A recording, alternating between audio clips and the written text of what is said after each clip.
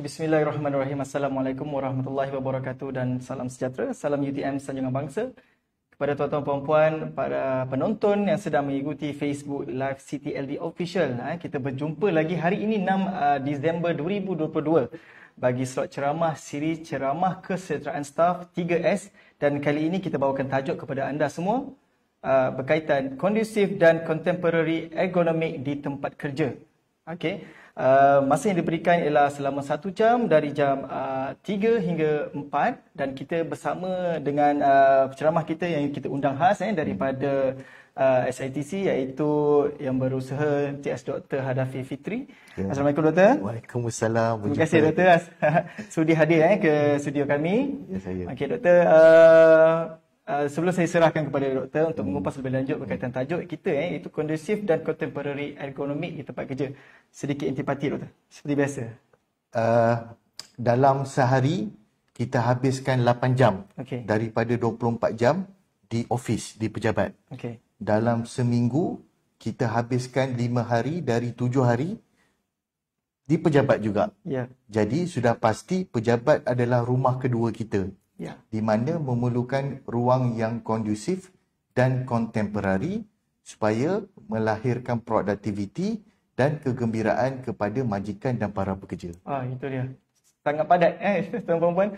Jadi kita harapkan tuan-tuan perempuan, para penonton yang sedang mengikuti Facebook Live ini dapat memberikan sepenuh perhatian dalam apa yang disampaikan oleh penceramah kita. Untuk itu Doktor, saya kira tanpa melenggang masa, suka saya menjemput penceramah kita yang berusaha TS Dr. Hadafi untuk mengupas lebih lanjut berkaitan tajuk kita hari ini, iaitu kondusif dan contemporary ergonomik di tempat kerja. Silakan Doktor.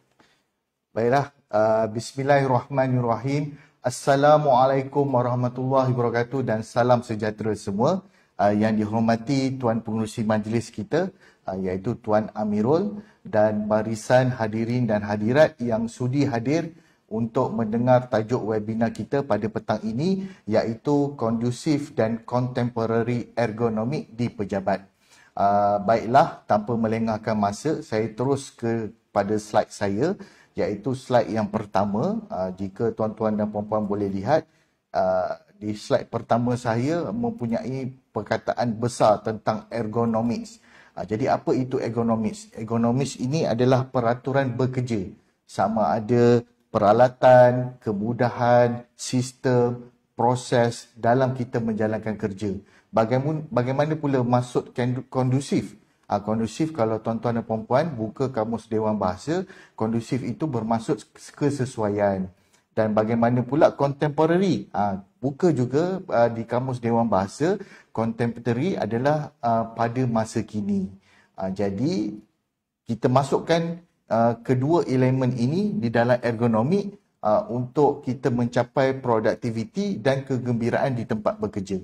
Kalau lihat di slide pertama, saya lampirkan Guideline for Manual Handling at Workplace 2018 yang dikeluarkan oleh pihak DOSH di Malaysia, di mana menekankan elemen of world class ergonomic. Saya tertarik nak highlightkan bahagian leadership elements, yang terutamanya yang pertama itu strong demonstrated management commitment dan high standard of performance ergonomic. Jadi itu yang saya nak highlightkan, dan kita terus masuk kepada slide yang kedua. Okey tuan-tuan dan puan-puan, tanpa melengahkan masa, saya terus menunjukkan statistik tahun 2021. Kalau kita lihat kat sini, ia dikeluarkan oleh pihak DOSH, di mana kalau kita lampirkan pada umur 30 hingga 39 adalah highest percentage, 32.3% yang mengalami penyakit pekerjaan. Dan kalau kita tengok disease by category, number 3 disease by category adalah occupational musculoskeletal disorder. Kenapa ia penting dalam ergonomik? Sebab penyakit occupational musculoskeletal disorder biasanya datang daripada ergonomik. Dan kita lihat seterusnya trend dia di sektor mana yang kerap berlaku. Memang kita tidak nafikan di sektor perkilangan, di sektor construction, itu adalah sektor yang tinggi dalam kemalangan pekerjaan. Tetapi tidak kita lupakan services sector, di mana seperti kita di UTM adalah merupakan second highest Occupational Disease and Positioning Statistik pada tahun 2021. Dan yang terakhir, kita lihat dekat statistik ini, Johor adalah nombor yang keempat. Kenapa tuan-tuan dan puan? Kalau kita lihat Pulau Pinang, Kuala Lumpur, Kedah, Johor, kita tahu negeri-negeri ini mempunyai perkilangan construction yang sangat tinggi di negeri ini berbanding di negeri-negeri lain. Okey, kita lihat pula kepada statistik di dalam website DOSH. Jadi hari ini sekali lagi adalah sangat penting untuk saya mengingatkan tuan-tuan dan puan-puan yang mengikuti program kita sentiasa melihat update yang info-info semasa di dalam website, di mana pihak DOSH sentiasa melampirkan syarikat-syarikat yang didakwa dan didapati bersalah. Jadi selepas ini kalau nak lantik mana-mana syarikat dalam apa-apa aktiviti di dalam UTM, tuan-tuan dan puan-puan boleh rujuk di dalam website DOSH. Dan juga saya juga nak lampirkan juga di dalam website DOSH, tuan-tuan dan puan-puan boleh download ada 5, lebih kurang ada 5 garis panduan on ergonomic risk assessment at workplace, garis panduan manual handling at workplace pada tahun 2018, garis panduan for standing at work tahun 2002, garis panduan for sitting at work tahun 2002, dan yang terakhir tu garis panduan untuk video display unit pada tahun 2003, tuan-tuan dan puan-puan. Jadi untuk tajuk kita pada hari ini semuanya berkisar daripada garis panduan yang telah diberikan oleh pihak DOSH. Jadi kita ingin rujuk kepada garis panduan yang telah diberikan oleh DOSH di mana sesuai dengan keadaan di Malaysia. Okey, sedikit asas seperti semua tahu, di mana Akta Occupational Safety and Health bermula pada tahun 1994. Kenapa bermula pada tahun 1994? Difahamkan pada waktu itu berlakunya letupan kilang mercun di Sungai Buloh. Jadi disebabkan letupan itu, Akta 1994 OSH ini telah diwujudkan untuk memastikan kebajikan dan keselamatan pekerja. Okey, seterusnya sebelum Akta 1994 OSH dikeluarkan, kita merujuk kepada Factory and Machinery Regulation 1970. Kalau tuan-tuan yang lihat pada Regulation 32, kalau kat sini kalau kita lihat di mana mementingkan tentang ergonomi, together with a footrest is necessary to support his feet in order to reduce fatigue. Dalam regulation tu dah dimaktubkan pentingnya ada footrest, dan juga the arrangement should be such that the seat is adequately and properly supported while in use of the purpose for which it is provided. Tempat duduk yang disediakan juga adalah penting dalam Factory and Machinery Regulation pada tahun 1970. Okey, kita ikut isu semasa pula. Kalau kita boleh lihat di dalam Kerata Akhbar, kesedaran bidang ergonomik kurang. Saya tidak nafikan kalau kita boleh tanya pada mana-mana pelajar sekolah, tanya mereka apa maksud ergonomik, pasti mereka kurang tahu dan kurang faham. Jadi kat situ kita nak bagi tahu kesedaran ergonomik itu masih kurang, dan ramai yang tidak tahu bahaya ergonomik ni, sebab bahaya ergonomik ni dia tak datang pada masa jangka pendek. Dia biasanya pada jangka masa panjang. Selepas 5 tahun mengangkat beg yang berat, selepas 10 tahun tidur di katil yang sama, selepas 15 tahun duduk di persekitaran environment yang penuh dengan kilang yang mengeluarkan asap-asap bahan-bahan kimia yang beracun. Pasti ada kesan pada jangka masa panjang. Sebab itu sangat penting untuk kita faham tentang bahaya ergonomik ini. Okey, dahulu ergonomik ini lebih pada zaman dahulu, di mana bermulanya ergonomik ini apabila timbulnya masalah tentang peralatan ketenteraan, di mana peralatan ketenteraan yang dikeluarkan tidak sesuai digunakan oleh tentera di medan peperangan. Dan pada masa itulah wujudlah tajuk tentang ergonomik ini, ingin menyesuaikan peralatan itu dengan manusia. Bukan manusia yang sesuaikan diri dengan peralatan itu, tetapi peralatan itu dibina mengikut kesesuaian tubuh badan manusia. Okey, kalau kita lihat daripada infografik yang dikeluarkan oleh OSH, kita lihat common ergonomic issue yang dialami oleh pekerja, wrong height for table and chair, cramped space, no back support, no elbow support, elbow on hard armrest or desk surface dan sebagainya. Itu antara contoh-contoh yang telah dikeluarkan oleh infografik OSH. Okey, kembali kita lihat dekat kenapa adakah benda ini boleh dielakkan, kesan ergonomi ini kepada pekerja. Kalau saya dah highlightkan yang bahagian berwarna merah yang jarang-jarang tu, tuan-tuan dan puan boleh kita lihat terus kat situ, workplace design. Bagaimana pentingnya kesesuaian ruang pejabat itu, assistive device, penggunaan cat, penggunaan ada mechanical handling device untuk membantu pekerja menjalankan tugas. Work practice, sistem, proses, prosedur yang dapat membantu pekerja itu dapat menjalankan kerja dengan baik. Tool and equipment design. Okey, kalau kita lihat dalam ergonomi ni, masalah yang paling utama, yang paling tinggi adalah 63% iaitu di bahagian repetitive motion. Apa dia kesan repetitif ni? Boleh menyebabkan carpal tunnel syndrome, boleh menyebabkan tendinitis, boleh menyebabkan penyakit-penyakit lain. Kenapa ia berlaku? Disebabkan repetitive motion ni maksudnya perbuatan yang berulang-ulang dalam tempoh masa yang lama, melebihi daripada 2 jam. Berulang, duduk pun lama, tak bergerak-gerak kan. Mana tengah buat kerja kat laptop pun lama, tak bergerak. Jadi semua itu akan memberi kesan kepada ergonomi. Okey. Contoh saya nak bagi tuan-tuan dan puan-puan faham apa itu musculoskeletal disorder. Musculoskeletal disorder ni ada banyak makna ada yang ada setengah buku dia menyatakan work related musculoskeletal disorder, WRMSD. Ada yang sekadar MSD saja, musculoskeletal disorder. Ada juga yang buku yang mengeluarkan work related upper limb musculoskeletal disorder, work related lower limb musculoskeletal disorder. Ada pelbagai maksud yang sama, tetapi perkara yang paling mudah, musculoskeletal disorder ini adalah kesan kepada muscle tendon, kesan kepada nerve ataupun vascular system tubuh badan kita. Okey, kejap lagi saya akan masukkan penyakit-penyakit yang disebabkan oleh ergonomi yang tidak sesuai dan tidak contemporary. Okey, sedikit kita tak nak terlalu serius.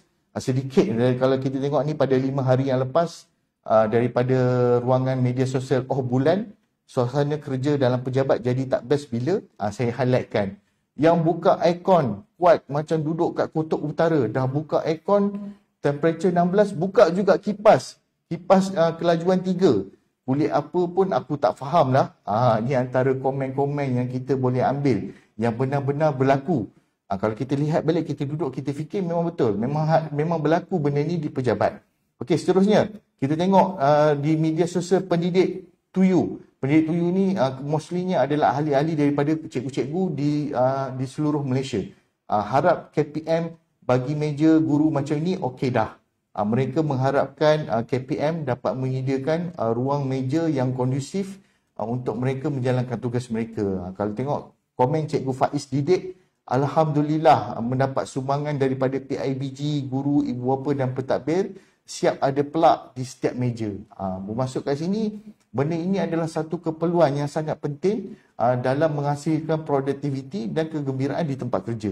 Seterusnya, ini baru 2 hari yang lepas, Public Health Malaysia mengeluarkan apabila mereka bentuk rumah dan kabinet, perancangan ruang memainkan peranan penting. Jadi ruang setiap ukuran itu adalah sangat penting untuk menghasilkan keselesaan ruang kabinet di rumah untuk keselamatan dan ergonomi. Jadi kalau lihat kat situ, dalam membina sebuah rumah, dalam membina tangga, dalam membina ruang kabinet, semuanya mempunyai saiz-saiz yang telah disediakan, yang sesuai, yang harus kita ikut rule of thumb yang telah dihasilkan. Okey. Bercakap tentang kabinet tu, Public Health ni dia pandai, dia keluarkan isu tentang kabinet ini pada waktu kabinet kita ditubuhkan. Kalau tuan-tuan lihat kat sini, pasti ramai tertanya-tanya bila saya sebut DOSH, Department of Safety and Health Occupational. Di bawah kementerian apa? Saya berjamin dan saya pasti ramai yang tertanya-tanya. Bawah kementerian apa ya agak-agaknya? Saya rasa kalau saya buat survey, mesti ramai yang masih tidak tahu di bawah kementerian apa. Agak-agak tuan-tuan dan perempuan. Jadi tak perlu susah-susah. Terus pergi dekat Google, type dia. Tengok kat situ. DOSH under which ministry? Tanya dekat Google, Google terus bagi jawapan. The Ministry of Human Resource. Kementerian Sumber Manusia. Tahniah kepada YB Sivakumar menjadi Menteri Sumber Manusia yang baru untuk Kabinet tahun 2022 ini. Okey, sedikit asas tentang ergonomi yang dikeluarkan, poster yang dikeluarkan OSH UTM. Saya rasa setiap kali ceramah, saya pasti akan letak poster yang dikeluarkan OSH UTM sebab jarang tau poster ergonomi yang dikeluarkan oleh OSH UTM. Yang inilah antaranya poster yang saya rasa satu-satunya poster yang dihasilkan dan sangat mudah untuk difahami. Penggunaan kerusi dan meja yang sesuai, penggunaan poster badan yang sesuai, sokongan bahagian belakang badan, penggunaan kekunci dan tertikus yang sesuai semasa bekerja. Okey, kita terus masuk. Kita masuk kat bahagian ruang pejabat kita, pasti ada monitor, meja, keyboard, mouse, tempat duduk. Okey, biasanya apa dia ergonomic chair ni? Kita terus masuk bagi semua orang faham. Ergonomic chair adalah kerusi yang boleh dilaraskan. Tempat letak tangan boleh dilaraskan, tempat ketinggian boleh dilaraskan, tempat belakang badan ada support, tempat headrest pun boleh dilaraskan. Jadi semuanya boleh dilaraskan, jadi ia boleh dikategorikan sebagai ergonomic chair. Seterusnya, bagaimana pula ergonomic meja? Yang ini kita paling jarang jumpa. Kita memang takkan jumpa. Saya tak pasti. Kalau ada meja sebegini di dalam UTM, sila beritahu saya. Saya nak pergi, saya nak ambil gambar dan saya nak jadikan contoh yang paling baik yang kita boleh gunakan di dalam UTM. Dan saya telah cadangkan kepada pihak OSH UTM untuk membeli meja ini dan meletakkan di pejabat OSH UTM sebagai rujukan. Bagaimana meja boleh laras dan bagaimana meja boleh laras itu membantu ergonomik di tempat kerja. Inilah contoh dia. Semasa dia berdiri, semasa dia berduduk, semasa setengah santai. Jadi dia semua boleh dilaraskan mengikut kesesuaian semasa bekerja. Okey, seterusnya ergonomic mouse. Mouse yang sesuai digunakan terutamanya kepada staf-staf kerani yang banyak melibatkan penggunaan komputer dan desktop sepanjang masa. Sangat sesuai sebab mengalami penyakit carpal tunnel syndrome di wrist, di pergelangan tangan. Sangat sesuai membeli ergonomic mouse untuk mengelakkan penyakit itu menjadi semakin teruk. Okey, bagaimana pelapik yang sesuai ergonomic design untuk mengelakkan penyakit wrist pain. Dah ada juga mouse rest dengan wrist rest yang kita boleh beli untuk mengelakkan carpal tunnel syndrome dan penyakit wrist yang lain. Okey, nak beli meja boleh laras, menyusahkan lah, tak ada duit lah. Susah nak dapat lah kat Malaysia, nak kena import lah dan sebagainya. Okey, kalau tak ada meja boleh laras, terdapat juga yang kita boleh dapati ergonomic adjustable monitor desk setup. Maksudnya, meja tu kita tak perlu beli meja boleh laras, tapi kita hanya beli adjustable desk monitor setup yang mana dia boleh mengikut kesesuaian tinggi laptop kita dengan bahagian kepala kita supaya kerja kita lakukan itu lebih ergonomik. Okey, antara isu yang sering dikaitkan ergonomik mahal, ergonomik eksklusif. Maksudnya orang mana bukan rakyat marhain yang bukan rakyat marhain. Biasa itu guna kan. Kita ni rakyat marhain je, bukan golongan golongan kayangan. Betul ke? Kan, kalau kita tengok balik, betul ke kita tak mampu nak beli macam ruang pejabat? Yang ni saya pernah dalam kursus saya pernah ditanya, yang ni untuk bos-bos saja kan. Yang grade-grade tinggi saja kan. Pernah diajukan perkara ini kepada saya kan. Betul ke? Kan, tapi kalau kita lihat balik kan, kalau kita lihat di ruangan Shopee, saya lampirkan harga. Harga ergonomic chair, harga ergonomic mouse, harga ergonomic footrest, harga anti-fatigue mat, semua kat sini harga wrist rest pad RM15.90 kan. Jadi nak dikatakan harga tu terlalu mahal dah tidak lagi tuan-tuan dan puan-puan. boleh didapati dengan harga yang sangat economical, yang kita boleh beli dan mampu milik. Tuan-tuan dan perempuan pastikan dekat rumah, saya dulu masa IKEA buka je kat Johor, berebut-rebut. Semua orang nak pergi IKEA. Saya rasa hampir hujung minggu je jam. Memang semua orang berebut-rebut nak pergi IKEA. Kalau tuan-tuan dan perempuan boleh menghabiskan masa dan menggunakan wang untuk membeli perabot yang sesuai di rumah, apa salahnya perabot yang sesuai juga untuk kegunaan tuan-tuan dan perempuan untuk mengelakkan masalah penyakit pekerjaan. Contoh, kalau tak mampu juga di IKEA, terdapat terlalu banyak. Ini contoh saya bagi sources kedai barangan hotel terpakai. Saya difahamkan setiap kali kalau saya pergi semua kedai-kedai barangan perabot terpakai ni, biasanya mereka maklumkan kepada kita, hotel biasanya setiap 5 tahun mereka akan tukar perabot baru. Jadi perabot lama tu mereka tak akan pakai dan mereka akan jual lah. Dan daripada situlah kedai-kedai perabot bandel ini akan mengambil dan menjual kepada orang awam. Ini antara contoh lah. Kalau tak mampu juga nak beli dekat Shopee, tak mampu nak beli dekat IKEA, ada terdapat pelbagai jenis kedai perabot bandel di luar sana. Okey, selain daripada itu, dah kata memang tak nak lah, memang tak nak beli. Cakap macam mana pun tak nak. UTM juga yang sediakan. Buat apa nak habiskan duit, nak belikan untuk ruang pejabat. Okey, tak apa. Kita tengok solusi lain yang kita boleh gunakan. Kalau kita lihat kat sini, economical modification. Untuk menambahkan ketinggian meja tu. Maksudnya dia nak sesuaikan orang tu, dia nak buat kerja, nak sesuaikan dengan ketinggian badan dia. Dekat meja dia, dekat bawah tu dia tambah. Kalau kita lihat ni macam alat tambahan untuk petik ais dekat rumah kita. Kita boleh beli kan, dan kita boleh letak kat situ untuk tambah ketinggian meja kita berdasarkan kesesuaian tubuh badan kita. Seterusnya, selain daripada itu, dekat pejabat kan banyak rim paper kan, rim paper yang terpakai kan, ataupun rim paper kertas-kertas yang tak guna tu, kumpulkan semula, letak dalam rim paper elok-elok, letak macam kalau ni gambar Rajah contoh yang terbaik. Maksudnya tak nak juga beli kan, letak rim paper kat situ, jadi ketinggian laptop itu sesuai dengan paras mata kita. Okey, footrest, tak nak lah beli footrest mahal, RM30 baik aku makan kan. RM30 boleh makan macam-macam kan. Ambil lah kotak-kotak terpakai dekat pejabat tu, letak dekat bawah, boleh dijadikan tempat rehat kaki. Okey, seterusnya kerusi. Nak beli kerusi, leceh lah nak beli kerusi. Nak angkat, nak masuk dalam kereta. Aku bukan ada truck nak masuk dalam kereta. Kereta dah tak muat nak letak kerusi kan. Jadi tak apa, belilah beg pillow tu, letak dekat belakang untuk support. Kedai RM2, kedai DIY, kedai Jepun, kedai Eco, ada jual untuk kita support bahagian belakang kita tanpa kita perlu beli kerusi yang baru. Okey, seterusnya lighting.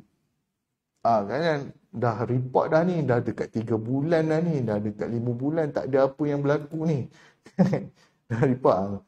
Jadi kalau itu antara isu atau masalah, belilah dahulu desk lighting for prevent eye strain. Terutamanya orang yang betul-betul bekerja di pejabat dan betul-betul banyak menghabiskan masa mereka di depan komputer ataupun desktop. Okey. Kerusi kan.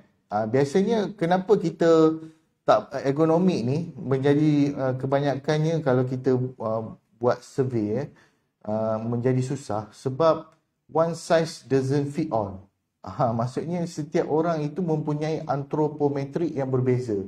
Panjang tangan, panjang kaki, ketinggian upper body, ketinggian lower body, saiz tapak tangan, saiz tapak kaki. Semua orang mempunyai setiap saiz yang berbeza-beza. Ambil contoh saiz baju, ambil contoh saiz kasut.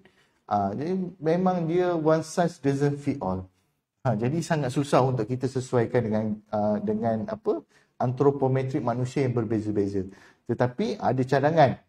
Cadangan ini antara kajian kajian sendiri mencadangkan menggunakan yoga ball ataupun gym ball ini sebagai tempat duduk di mana sambil duduk menjalankan kerja boleh melakukan exercise. Maksudnya pinggul dan pinggang itu tidak statik sahaja dan sambil duduk mereka boleh menjalankan exercise. Digalakkan juga bersenam. Ini antara cadangan yang telah diberikan melalui kajian.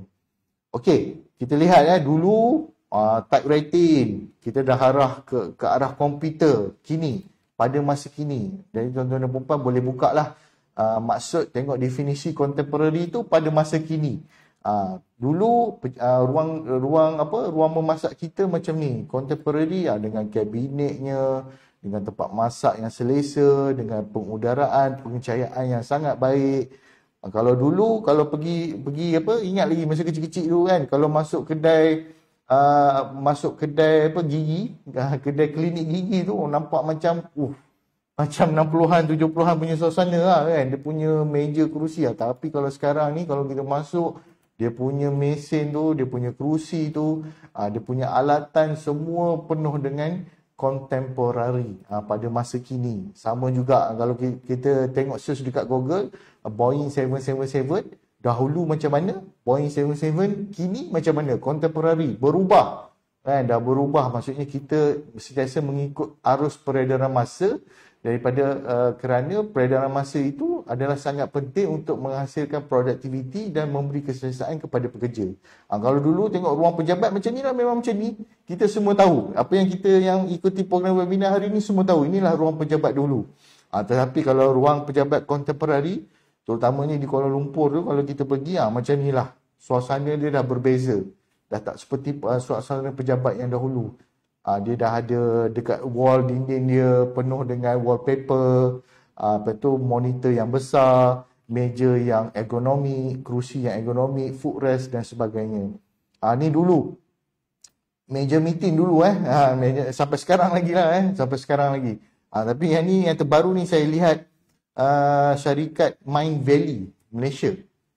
Tempat bilik mesyuarat dia ni kan penuh dengan sofa, ada ruang conteng, whiteboard, perbincangan dilakukan kat situ. Kan kalau kita fikir, betul ke ni dia orang bincang benda-benda yang penting berat dekat ruang yang macam ni kan. Sebab nama bilik tu nama dia bilik mesyuarat. Bilik mesyuarat Mind Valley kan. Kita betul ke? Agak-agak Tuan Pengurusi Majlis rasa betul santai ke? juga kan, bersantai. Maksudnya dia berbincang tapi dalam bentuk yang santai. Ya. Kan? Itu pada masa kini, contemporary. Tapi tak mustahil sebab jawapan dia baru-baru ini. Ini yang kita lihat pada masa pilihan raya hari itu, perbincangan dilakukan di antara parti-parti di ruang sebegini. Perbincangan penting tu. Perbincangan untuk menghasilkan kerajaan untuk negara dilakukan di ruang bilik sebegini. Jadi tak pelik lah. Dinamakan sebagai bilik mesyuarat, apatah lagi keputusan untuk negara dilakukan di dalam ruang sofa sebegini tuan-tuan dan puan-puan. Okey, ni contoh ruang pejabat Google Malaysia. Boleh buka dekat Google, type Google Malaysia, boleh nampak. Inilah ruang pejabat dia. Inilah bilik mesyuarat dia. Dia ada bilik mesyuarat, bilik conference dan sebagainya lah. Ni bilik conference Mind Valley. Agak-agak dalam UTM ada tak ruang macam ni? Rasa-rasa. Cuba kita teka. Agak-agak ada tak? Saya belum habis explore lagi ya. Tak tahu betul. Tapi tak apa. Kejap lagi kita tengok. Kita bukan nak bagi tahu yang kita ni tak ada. Kita ada. Kita juga dalam proses. Ada banyak tempat-tempat dalam UTM ini ada juga. Kan? Yang mana yang kita perlu highlight kan dan kita perlu contohi. Contoh ruang pantry Mind Valley. Tengok ruang pantry, tempat dia berehat. Dia nak buat kopi ke, dia nak makan biskut ke. Tengok ruang pantry dia tu pun kan. Memang tengok pun dah gembira. Belum lagi ada dekat sana kan. Ni ruang rekreasi syarikat Group On Petaling Jaya. Kalau tengok kat sini dia sediakan tempat main pingpong. Kita ada. Dekat City LD ni pun ada ruang main pingpong, ruang main badminton. Meja snooker je tak ada. Kena sediakan lah meja snooker. Tempat main e-games, main FIFA ke apa ke, main video games, tempat bilik khas, bilik privacy. Group 1 Petaling Jaya. Tapi kita tak kata yang dekat UTM tak ada. Kita ada tempat main pingpong. Apa lagi yang ada? Ada pernah nampak meja snooker? Dalam UTM? Ada. Saya belum pernah. Belum pernah lagi ya. Saya pernah nampak. Ada ruang lab yang ada. Mungkin untuk pelajar-pelajar dia bersantai kan, dah lepas penat buat research, buat penyelidikan, santai main snooker kan. Itu ada. Ini yang kita kena highlight kan, contemporary, dan jangan kita jadikan dia sebagai satu kesalahan. Sebab ini adalah ruang pejabat itu adalah rumah kedua kita yang perlu selesa dan contemporary. Okey, yang menariknya dekat contoh yang diberikan, ada pejabat yang menyediakan ruang akuarium yang besar untuk pekerja-pekerja dia berehat sambil melihat akuarium ikan. Yang ini kita boleh dapatkan khidmat nasihat salah seorang pengawal keselamatan kita yang aktif dalam menjalankan aktiviti akuarium ikan ni. Tuan Badang, apa nama dia? Firdaus. Tuan Firdaus. Jadi mungkin saya tak silap saya, mereka ada buat kan bela ikan dekat Depan balai? Depan balai kan? Okay. Jadi ke tak jadi? Sebab dia pernah bagi tahu saya, tapi saya tak pasti. Jadi ke tak jadi, saya tak pasti kan. Nanti kita, kalau betul jadi, kita boleh contohi perkara tersebut. Okey, saya bagi sources ya. Maksudnya apa yang saya nyatakan ni bukan hanya sekadar impian ataupun angan-angan Mak Jenin. Ia telah pun dijalankan, yang telah pun dilaksanakan. Contoh ruang rehat kedap bunyi dan cahaya Google, di pejabat Google, ini bukan di Malaysia lah, di luar negara, dia menyediakan ruang rehat kedap bunyi dan cahaya untuk rehat sebentar. Dia menyediakan ruang turun pejabat daripada tingkat 2 ke tingkat 1 menggunakan papan gelonsor. Whiteboard ada di mana-mana sahaja. Whiteboard tu bukan di dalam sekadar bilik meeting. Whiteboard ada di mana-mana, jadi kita boleh bincang di mana-mana sahaja dan mencatat di mana-mana sahaja. Ruang mini pod untuk privacy. Maksudnya kalau ada panggilan yang penting, bercakap dengan ibu ke, bercakap dengan ayah ke, ataupun untuk bercakap dengan perbincangan yang sangat privacy, boleh masuk dalam ruang bilik tersebut. Ruang makan percuma. Rasa logik ke? Ada tak syarikat yang memang menyediakan makanan percuma ni? Rasa-rasa Tuan Amirul? Mungkin ada. Mungkin ada. Ini pengalaman saya sendiri. Saya pernah kerja part time waktu cuti semester 3 bulan di Lost World of Tambun. Syarikat tema air tu kan. Jadi saya jaga pelampung, tapi setiap kali waktu makan, semua staf akan pergi dalam ruang bilik tersebut untuk ambil makanan buffet kat situ. Setiap hari makanan percuma. Jadi itu antara contoh yang sangat baik di mana pekerja tak perlu keluar pun. Tak perlu keluar dan boleh fokuskan untuk bekerja. Saya juga pernah bekerja di syarikat perumahan negara berhad di Bangunan Mas, Jalan Sultan Ismail. Pada pukul 3 dan pada pukul 10 ada makcik yang akan hantar troli air. Dia datang ke setiap meja, dia akan tanya, "Adik, nak minum teh ke, nak minum kopi ke, nak minum nes?" Kita cakap, "Saya nak minum nes, makcik." Makcik ambil kita punya gelas, dia letakkan meja kita. Lepas tu dia ada bagilah biskut-biskut ke apa. Setiap hari. Tuan Amirul. Jadi itu antara perkara yang sangat menarik lah. Yang kan ada bukan dekat luar negara, di Malaysia. Jadi benda yang kita boleh contohi. Bilik bacaan khas. Sangat penting ilmu betul ya. Pembacaan tu sangat penting. Jadi baru-baru ni kalau kita lihat Perdana Menteri baru kita, Datuk Seri Anwar Ibrahim, orang yang sangat kuat membaca. Jadi kita perlu contohi beliau. Frasa-frasa ayat yang digunakan, bahasa-bahasa yang digunakan adalah bahasa aras tinggi yang kita perlu contohi beliau kerana dia perlu banyak membaca supaya kita boleh bercakap seperti perkara-perkara berikut. Okey, kondusif dan contemporary ergonomik. Ruang di mana ni? Di library di Utrecht, Netherlands. Dia kayu basikal, charge laptop, sambil kayu basikal, charge laptop dengan charge handset. Untuk dia menggunakan laptop dengan handset tu, basikal tu akan menghasilkan kuasa arus elektrik. Dan di tempat lain, sambil menjalankan kerja, aktiviti menggunakan laptop, dia kayu basikal melakukan exercise. Kalau tak nak belilah kan, tak nak beli basikal kan, satu hal kan, pakai basikal sendiri. Disediakan satu ruang ini mungkin kat Jepun lah kan, di satu ruang masukkan basikal sendiri, kita kayu. Okay. Dah tak payah dah nak beli basikal lain kan. Buat satu inovasi, masukkan basikal untuk kayu. Ini contoh-contoh kondusif dan contemporary yang kita boleh gunakan. Ini tadi saya cakap tadi, ruangan mini pod, bilik khas untuk kita berbincang tanpa diganggu, ruangan rehat, ruangan santai, mesin urut. Saya tengok di ruang Google ya, di pejabat kondusif di Malaysia, dia sediakan ruang urut. Tapi kalau kita nak buat dekat UTM ni, macam takkanlah nak sediakan tempat urut kan. Jadi mungkin kita sediakan kerusi urut. Ada tak? Mana-mana pejabat dekat dalam UTM ni ada kerusi urut. Cuba saya ingat macam ada satu di pusat kaunseling ada. Pusat kaunseling ada. Ya. Di Makmal Sains Sukan Fakulti Pendidikan ada kan. Ada, sebenarnya ada. Cuma kita tak highlightkan benda tu.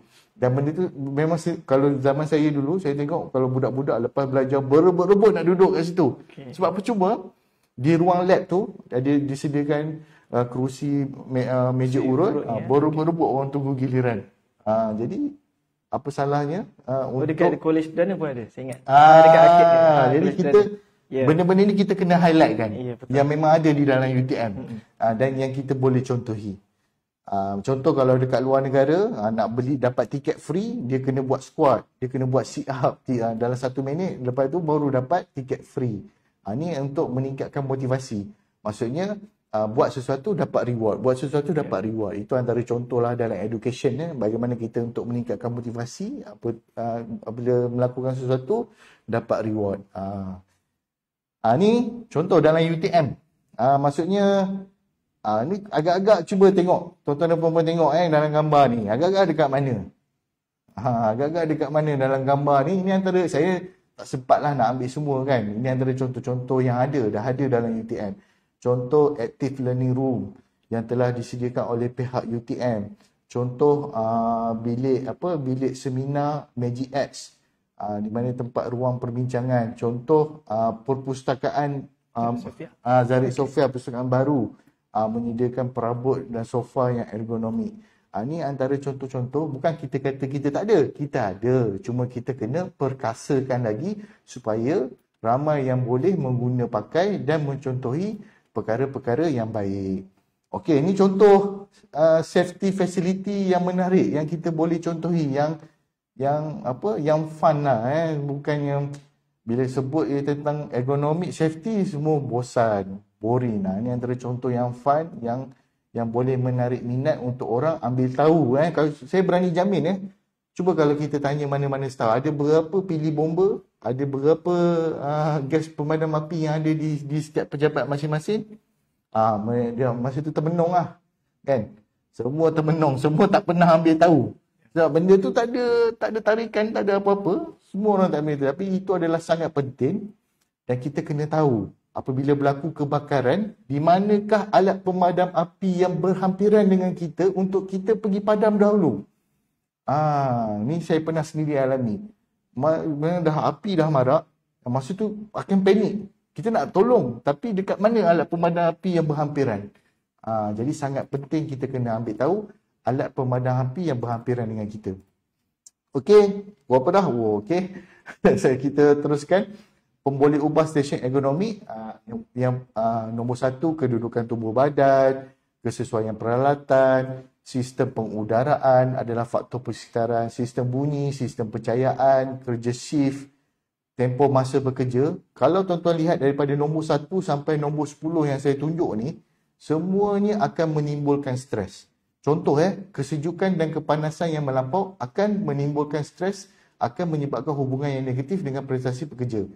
bunyi yang terlalu bising lebih daripada 85 desibel boleh menyebabkan stres dan 90 desibel boleh merosakkan pendengaran. Tahap silau yang ketara juga boleh menyebabkan stres. Semuanya kajian-kajian yang telah dijalankan. Bagaimana related stres tu? Apa kaitan stres dengan ergonomi? Daripada stres, dia akan menyebabkan burnout. Burnout dia menyebabkan dia tak datang kerja. Kat situlah datangnya tuang. Kejap-kejap hilang. Mula. Sebab dia tak happy. Dia tak gembira. Jadi sangat penting untuk kita mengambil tahu tentang conducive dan contemporary ergonomy. Kerja shift sangat penting. Kita kena tahu kerja shift ni, orang yang bekerja malam akan memberi kesan kepada fisiologikal badan dia. Sebab dia bukan waktu yang normal. Tempoh masa bekerja juga sangat penting. Okey, suhu yang baik 23 darjah Celsius hingga 26 darjah Celsius. Bukan main-main ya. Ini dekat Dewan Politik ni, di Parlimen.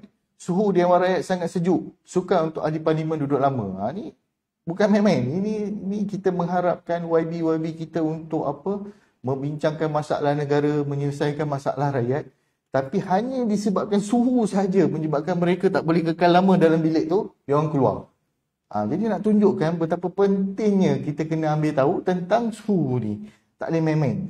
Dah ada perkeliling yang dikeluarkan 24 darjah Celsius. Tak boleh terlalu sejuk, tak boleh terlalu panas. Okey, alat pengukuran bunyi, ada yang dosimeter, ada yang menggunakan sonda. Okey, kalau kita lihat kat sini, tadi saya dah cakap kalau 85 desibel ke atas itu boleh menyebabkan stres, 90 boleh merosakkan pendengaran. Okey, kalau tengok kat sini, construction kalau dekat construction site 100 desibel, night club 110 desibel, operating heavy equipment 120 desibel. Semuanya lebih daripada 90 desibel. Tuan-tuan dan puan-puan. Jadi kalau kat sini bunyi helikopter pun lebih 100 desibel. Lebih daripada 90 desibel. Jadi sangat penting untuk kita tahu sebab penyakit paling tinggi di Malaysia adalah penyakit pendengaran yang membawa kepada pekak. Kenapa tinggi? Sebab inilah. Construction 100 desibel, night club 110 desibel, operating di kilang heavy equipment 120 desibel. Semuanya melebihi daripada 90. Boleh membawa kepada kerosakan pendengaran. Ini statistik tuan-tuan dan puan. Dah berlaku dan penyakit pekerjaan paling tinggi di Malaysia. Okey, alat pengukuran kaki. Poster sangat penting tuan-tuan dan puan tu gambar saya. Tuan-tuan dan puan bolehlah pergi kepada Medifit. Medifit ada di seluruh cawangan di Malaysia. Boleh test bentuk kaki, saiz apa, kasut apa yang sesuai pakai. Kalau kaki ada masalah boleh dapatkan rawatan kaki di Penawar Rehabilitation Center untuk merawatlah penyakit kaki tersebut. Sebab apa tuan-tuan dan puan kena ambil tahu postur badan kan, kalau sama juga dengan kaki, kalau kita biarkan lama-lama dia akan boleh menyebabkan lower back pain, boleh menyebabkan scoliosis, boleh menyebabkan paralyzed sebab postur badan yang buruk. Postur badan yang buruk yang berkekalan. Ini dinamakan di dalam kategori adolescent idiopathic. Disebabkan oleh faktor usia, disebabkan postur buruk, angkat beg daripada darjah 1 sampai tingkatan 5, angkat beg yang berat. Daripada umur, daripada sekolah rendah, sekolah menengah, dah dewasa pun tidur di tilam yang tak sesuai. Semua ini adalah postur buruk yang boleh menyebabkan penyakit kepada tubuh badan kita. Okey. Lagi satu, macam mana nak buat benda ni? Kami kena ikut, sebab itulah kena datang program webinar ini, mendapat pengetahuan. Daripada pengetahuan tu boleh guna pakai. Contoh bagaimana kita nak tahu posture analisis yang sesuai. Ada free software yang kita boleh gunakan. Maksudnya Kinovia software kita boleh gunakan berdiri yang betul, jalan yang betul, duduk yang betul. Kita boleh buat garis line yang betul. Jadi tuan-tuan dan puan-puan boleh masuk. Nanti kami akan buat kursus ni dalam bentuk 1 hari ataupun 2 hari. Ada teori, ada praktikal. Tuan-tuan boleh belajar bagaimana menggunakan Kinovia software untuk menghasilkan keputusan postur badan yang betul ataupun tidak betul. Cahaya. Lagi penting. Sebab semua kena tahu 300 lux hingga 700 lux adalah keseluruhan pencahayaan di pejabat yang disarankan. Kalau kurang adalah tak baik, dan kalau lebih pun tak baik. Jadi sangat penting kena ada penggunaan alat tu. Disebabkan boleh menyebabkan eye strain, improper lighting, eyewear, visual distance, terminal and document holder location. Ini contohlah di ruang pejabat di mana malap je kan. Ada kat UTM semua terang ke ada yang malap macam ni? Kan? Tapi kalau malap, boleh tak mohon pada harta bina untuk tukarkan lampu yang lebih terang? Rasa tak ada masalah kan? Saya rasa semua orang boleh melakukan report di harta bina dan harta bina akan tukar lampu yang sesuai. Okey, pengudaraan pencahayaan sangat penting lah di ruangan pejabat. Mana pantulan cahaya tu adalah pantulan cahaya yang betul ke arah dokumen kita, bukan ke arah mata kita. Ke arah mata kita itu yang boleh menyebabkan eye strain dan sebagainya. Kena faham solusi dia. Solusi dalam bekerja ni, dia mesti dalam tempoh 20 minit. Dah duduk ni 20 minit, kena keluar. Dalam tempoh 20 minit, keluar dalam tempoh 20 saat, pergi tengok ruang yang jauh dari jarak 20 kaki. Kan? Lepas 20, sebab tu masa kat sekolah dah, cikgu dah ajar kan. Belajar 20 minit je dulu kan. Lepas tu pergi buat apa-apa. Lepas tu sambung balik 20 minit. Lepas tu pergi buat apa-apa. Lepas tu sambung balik 20 minit. Ni rule dia sama juga di ruang pejabat, di ruang bekerja. 20 minit, pergilah keluar je, berjalan, ambil angin ke apa dan sebagainya. 20. Tengok persekitaran UTM, dan kemudian sambung balik bekerja. Ni visual distance unit, jarak.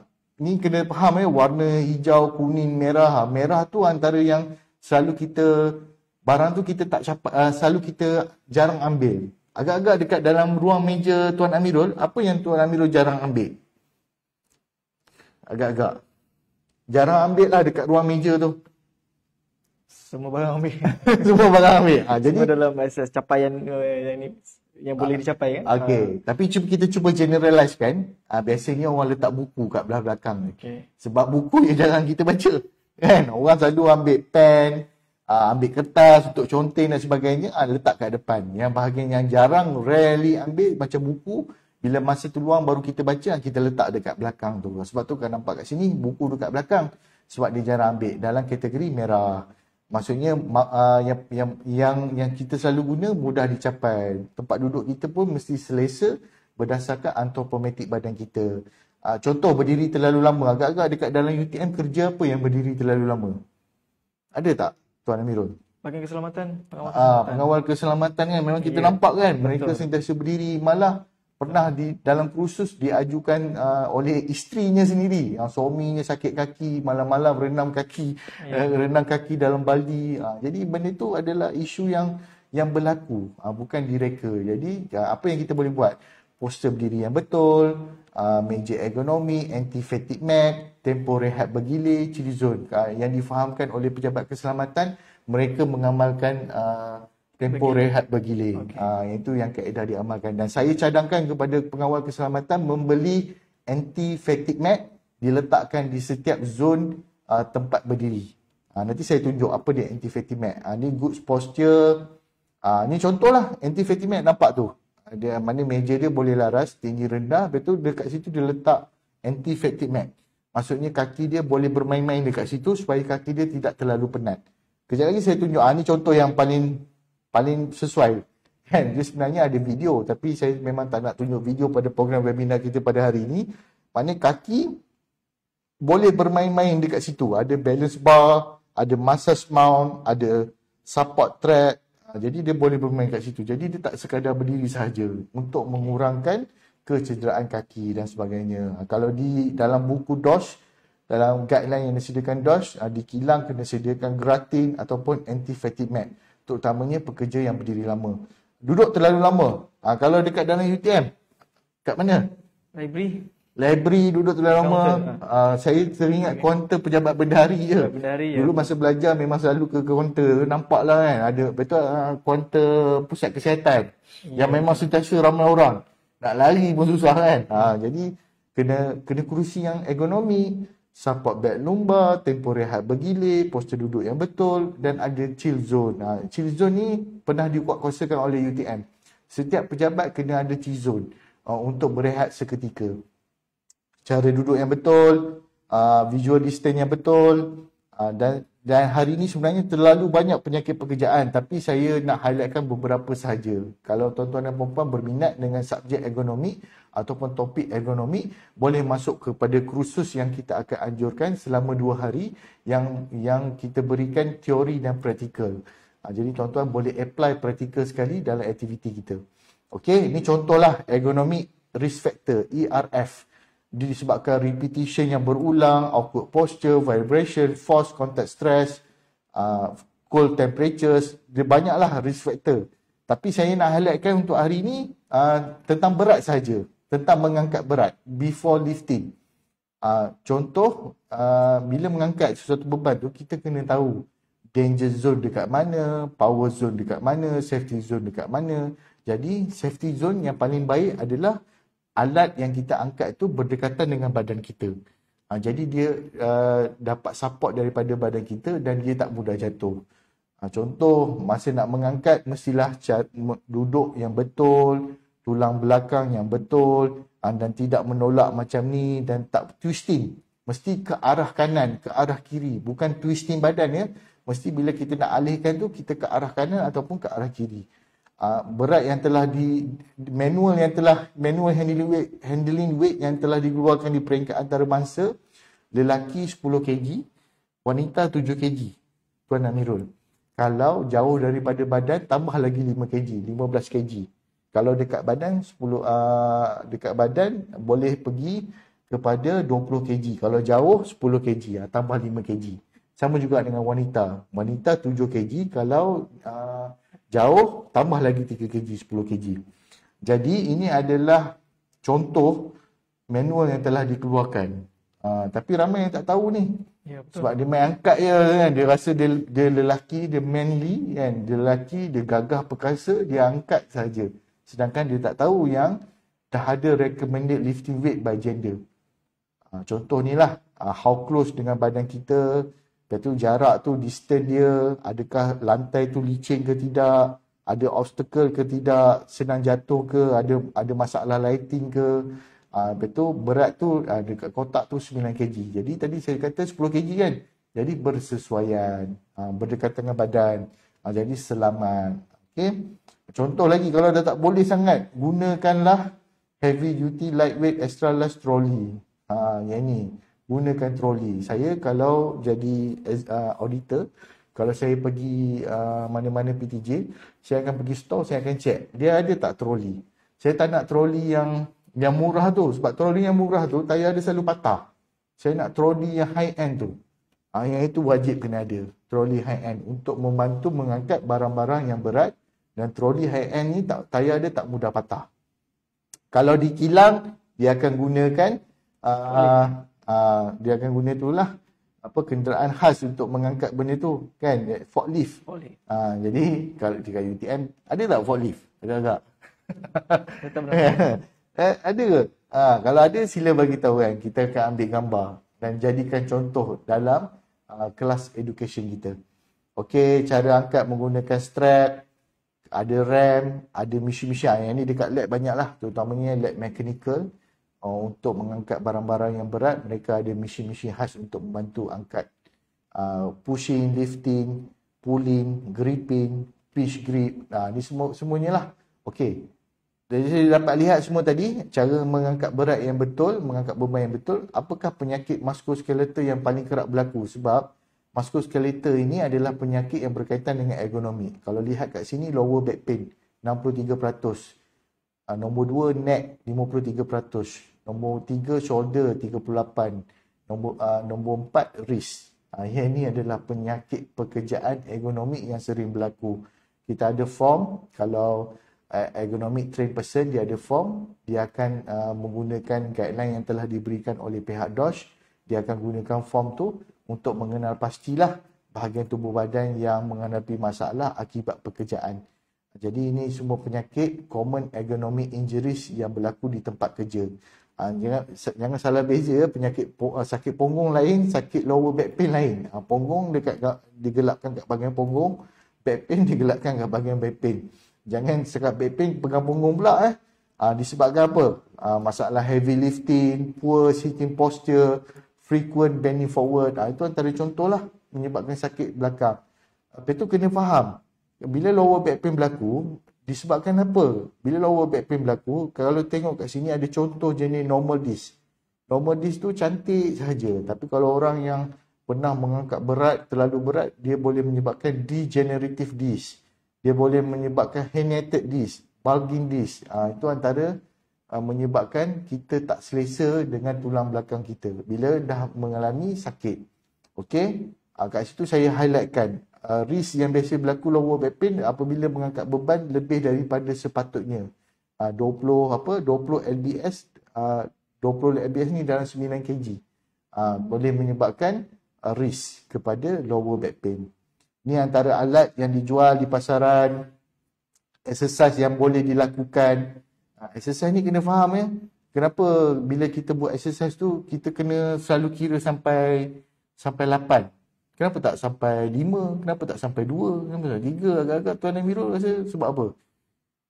1, 2, 3, 4, 5, 6, 7, 8. 1, 2, 3, 4, 5, 6, 7, 8. Kalau kita buat lebih daripada kiraan tu mungkin boleh Lebih. boleh akibatkan kecederaan pula lah kot ya.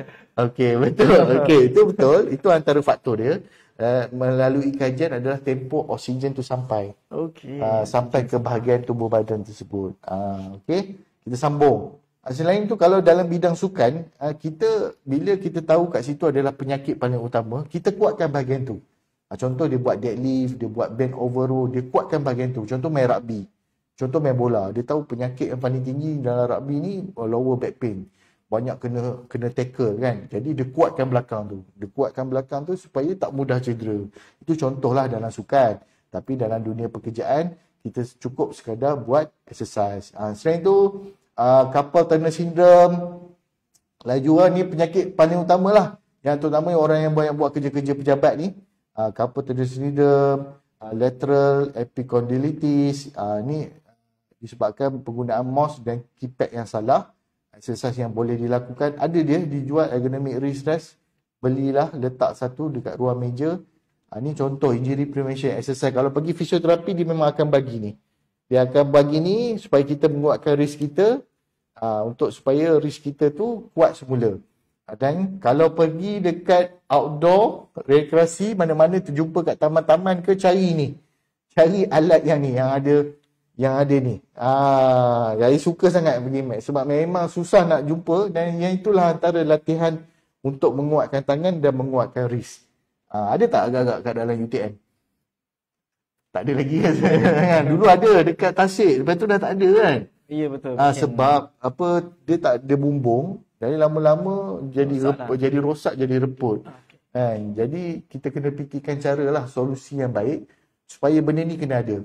Sebab di antara pencegahan ergonomi yang paling baik adalah melakukan senaman. Melakukan exercise. Semua orang tahu kan, exercise ni exercise is a medicine. Mengelakkan penyakit, mencegah penyakit dan sebagainya. Okey, penyakit neck pain disebabkan tidur yang salah, bad work posture, exercise injury, ada dijual ya, ergonomic neck pillow RM43. Salah seorang student saya, dia buat kajian master, dia ada pekerja restoran ni, dia kerja restoran, dia selalu ambil order, tetapi disebabkan berdiri terlalu lama tu menyebabkan skoliosis pada tubuh badan dia. Jadi jangan main-main. Kadang-kadang kita selama ni kita anggap macam aku bekerja ni nak cari duit. Betul, cari duit, tapi lama-lama menyebabkan skoliosis, lama-lama menyebabkan sakit belakang dan akhirnya boleh menyebabkan palsi. Jadi itu kena cegah daripada awal untuk mengelakkan penyakit pekerjaan. Jenis-jenis exercise yang boleh dilakukan, ada massage gun. Saya pernah bawa dalam kursus saya ni, semua ingat ini RM100, RM200, RM300. Saya beli RM20 je. Dan saya bagi tahu diorang dekat kedai mana kan. Maksudnya harga dah mampu milik, kita boleh dapati untuk alat-alat sebegini. Ini contoh F1 driver, bila kita pelumba F1 dalam aktiviti diorang tak boleh gerakkan badan diorang, kaki dah melunjur ke depan, hanya leher saja yang digunakan. Jadi diorang melakukan exercise neck training untuk mencegah penyakit leher. Sama juga dengan boxer. Kat situ gambar Mike Tyson, tengok leher dia berapa besar. Sebab dalam sukan boxing, dia punya markah tumbuk dekat kepala. Dah memang tahu dah. Dalam sukan ni memang tahu tumbuk kat kepala. Jadi nak mencegah daripada mudah tercedera, kena kuatkan leher. Supaya tak mudah cedera dan sebagainya. Okay, take home message. Tidur yang cukup, massage. Kalau kita tak ada tempat massage dalam UTM, kita boleh pergi tempat yang ada kerusi bayar tu, RM1, RM2 untuk massage. Hydroterapi kita ada dalam UTM, fisioterapi center kita ada dalam UTM, nutrition booster, boleh pergi mana-mana cafe, window shopping, watching movie, family first, hobby dan sebagainya. Okey, kesimpulannya. Tajuk kita pada hari ini, kondusif dan contemporary ergonomik di tempat kerja. Kalau kita lihat, yang pertama, kita boleh membuat pengubahsuaian. Tak semestinya kita kena membeli. Kan? Kalau kita tak mampu membeli dan kita tak nak membeli, kita buat pengubahsuaian. Tadi saya dah tunjuk beberapa jenis pengubahsuaian yang boleh dilakukan. Yang kedua, menjaga postur tubuh badan. Yang ni lah, berdiri terlalu lama, tak sedar. Yelah, betul lah, kita faham dah. Bekerja untuk mencari duit, untuk menyara keluarga, kena tabah, kena kental. Tetapi kita tak nak kesan itu jangka masa panjang pada waktu tua menyebabkan pelbagai jenis penyakit. Jadi biar kita buat sesuatu itu dengan ilmu yang kita faham dan bermanfaat. Okey, yang ketiga, menukar memilih peralatan yang selamat dan selesa. Contoh tadi saya tunjukkan, kasut. Kasut ni yang paling simple, datang tempat kerja, kita pakai kasut. Tapi adakah kasut kita yang kita pakai tu benar-benar sesuai dengan kaki kita dan tak memberi kesan jangka masa panjang pada kita? Jadi sangat penting memakai kasut yang sesuai dan mengelakkan menyebabkan postur badan salah dan tidak menyebabkan kecederaan yang lebih teruk. Dan last sekali, mengamalkan cara hidup yang sihat. Ini semua orang faham, semua orang tahu, exercise is medicine. Kita tak boleh lari. Macam contoh arwah ibu saya selalu pesan, mak, solat tu exercise lah. Kan? Mak, tanam bunga, pokok bunga kat luar tu exercise lah. Itu adalah paling-paling as practicable lah. Kan? Maksudnya kalau tak boleh buat pun, itulah yang kita mampu. As practicable lah. Dalam peraturan ni, kita nak saman orang tu, sampai kilang dia tutup. Tak practicable lah. Kan? Kita saman dia. Kilang tu tutup. Pekerja tak dapat pekerjaan. Ekonomi jatuh. Jadi bila kita buat sesuatu tu as practicable lah, maksudnya mengikut kesesuaian dan keadaan semasa. Dan akhir kata, ini adalah rujukan yang saya guna untuk dalam selain daripada guideline yang telah diberikan OSH, dan juga buku yang saya guna untuk tajuk webinar kita pada hari ini. Akhir kata, prevention before rehabilitation, rehabilitation before compensation. Okey. Terima kasih dan saya serahkan kepada pengacara majlis kita. Okey, Alhamdulillah. Terima kasih kita ucapkan juga kepada penceramah kita yang berusaha Dr. Hadafi atas perkongsian yang saya kira sangat menarik. Dan yang pastinya banyak info, banyak input, banyak ilmu yang disalurkan kepada kita dan juga kepada anda semua. Diharap apa yang dipelajari hari ini dapatlah kita manfaatkan sebaiknya. Alhamdulillah, Doktor. Diam tak diam, kita pun telah pun mencuri masa para penonton kita yang sedang mengikuti kursus kita, program ceramah kita hari ini. Saya cuba go through sedikit je tu. Kalau ada lah kalau ada soalan ataupun apa-apa yang dikongsikan di ruangan chat, nampaknya tak ada lah, Doktor. Tak ada, Alhamdulillah. Okey. Semua seronok lah. Saya tengok semua seronok yang sedang mengikuti program Doktor sampaikan ni. Sangat menarik. InsyaAllah, Alhamdulillah. So itu saja. Saya kira kita telah pun berada di penghujung sesi ceramah kita pada petang ini. Jadi Alhamdulillah, terima kasih diucapkan kepada para penonton, warga UTM khususnya yang meluangkan masa mengikuti siri ceramah kesihatan staf 3S petang ini bersama yang berusaha Dr. Hadafi. Untuk itu kita sudahi siri ceramah kita pada petang ini, Doktor, dengan Assalamualaikum warahmatullahi wabarakatuh dan jumpa lagi. Terima kasih.